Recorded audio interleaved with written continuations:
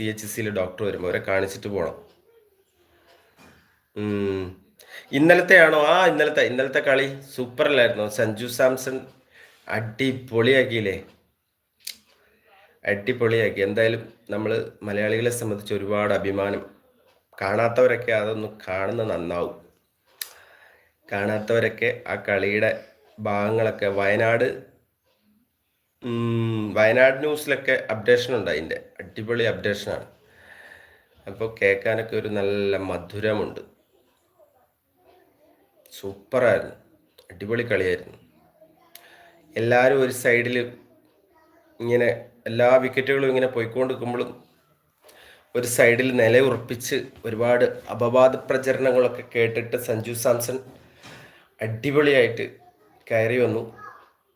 എനിക്ക് രാവിലെ ആ സന്ദേശമൊക്കെ കേട്ടപ്പം എന്താ പറയുക, ഒരു ഇന്ത്യക്കാരൻ, ഒരു മലയാളി എന്ന രീതിയിൽ ഒരുപാട്